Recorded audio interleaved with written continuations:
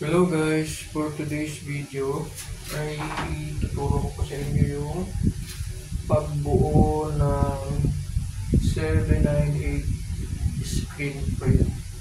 So yung sliding po kasi natin merong screen. So siyempre kailangan gumawa po tayo ng screen. So ito na po yun. Ito po ang 798 screen print. Siyempre kakantumisan niyo po ito. At ito po yung nasa loob. Ito. Kasi siyempre dyan ilalagay yung screen. So yan po ang dapat nasa loob. Ito ang nasa labas. Kasi dito nilalagyan ng guide. So ang gagawin nyo lang po, ito po naputol ko na po ito. Kaya nasukat ko na rin. Kaya bubuin ko na lang. So, bigyan lang po natin ng 798 corner bracket.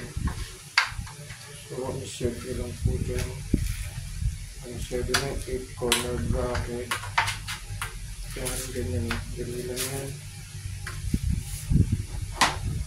Ito lang ipasok. Yan. So, kung unahin nyo yung height, puro height. Ito puro height. Pinuna ko yung height. Kaya, yan. Ganyan, diba? Pasok nyo lang. Ito na rin ang pinaka-guide niya. So, ngayon, siyempre, dudusong natin.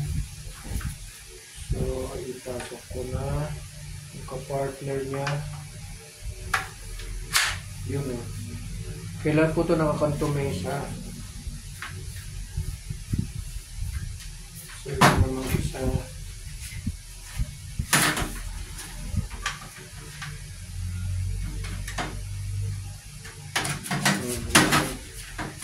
Ganyan lang. Napakadali na po ito. Pwede lang gumawa ng 798 screen print.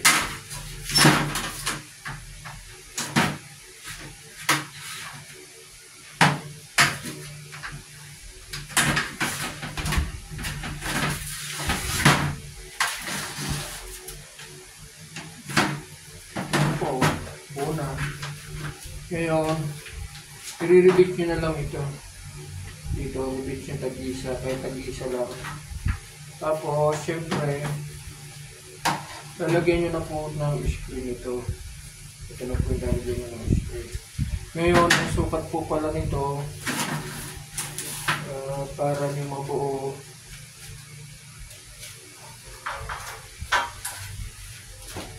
Ang sukat po pala niya nito, yung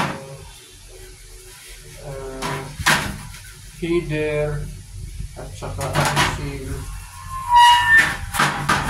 Ito yung seal, yung medyo mataas. Yan. Opening lang, opening. Gawa ng seal. Kung sa dulo-dulo nyo po yan, ito po. Dulo-dulo lang. Dulo ng header, dulo ng seal. Ha? Dulo ng header, dulo ng seal, opening. Plus, magpa-plus lang po kayo ng 3/8. So, halimbawa, ang sukat nyo ang dulo-dulo opening ay 30. Pwede nyo na 30. Dulo-dulo. Basta dulo-dulo ha. Dito sa pinakadulo, sa pinaka-tip.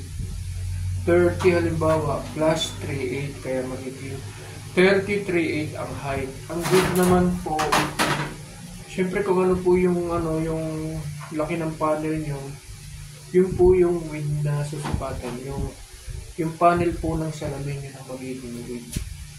So, ganun lang po, huwag mo kalilimutan para hindi kapusin ang screen ng 798 sliding window nyo. So, yan lang po ang video ko for today. Sana nakatulong po kayo. Huwag niyo kalimutan mag-subscribe, paki-like nyo na rin at share, at sana pakiclick nyo na rin po yung notification bell para lagi kayong updated sa aking latest video na i-upload. Salamat po.